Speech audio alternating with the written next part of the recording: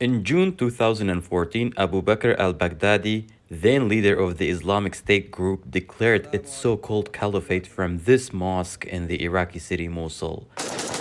The declaration came after rapid advances against Iraqi security forces in parts of north and west of Iraq. Prior to that, IS militants had taken over major cities in eastern Syria, including Raqqa, which was the group's de facto capital in Syria. In the years following the US war on Iraq in 2003, corruption, political instability, and sectarian tensions between Shia and Sunni Muslims challenged Iraq's government. These factors, coupled with a complicated civil war in Syria, contributed to the emergence of IS, analysts say. There was, of course, the security vacuum, the lack of professionalism amongst the security forces, also this rapid corruption within the military apparatus and the security apparatus in Iraq. So all of that led to circumstances that any kind of armed group, not even necessarily a group like ISIS or the Islamic State, or the groups that were prior to the Islamic State, like Jihad with Tawheed and other groups, and Al-Qaeda in general, any armed groups, basically any gang even, there are ideal circumstances for them to operate. In a conflict-ridden country like Iraq, experts say corruption doesn't only damage the economy, rather, it's a matter of national security because it allows for a terrorist group like IS to emerge and grow rich on the one hand.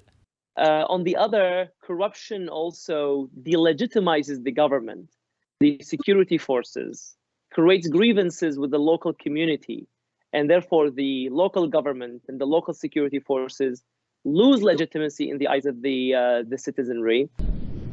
US-backed forces in Iraq and Syria have recaptured nearly all the territory once controlled by IS, including both Mosul and Raqqa.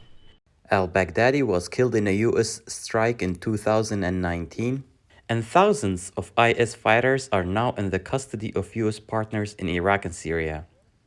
However, since its official military defeat in March 2018, the militant group remains active by waging deadly attacks in both countries.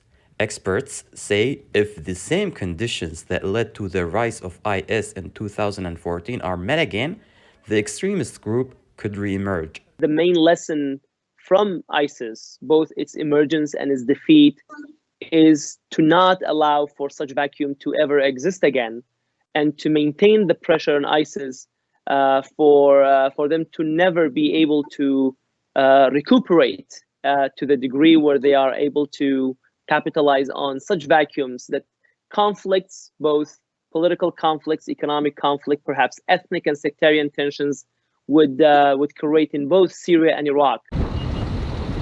Some argue those conditions are still present, with instability continuing in Iraq and no end in sight for Syria's civil war. Sirwan, Kajjo, VOA News, Washington.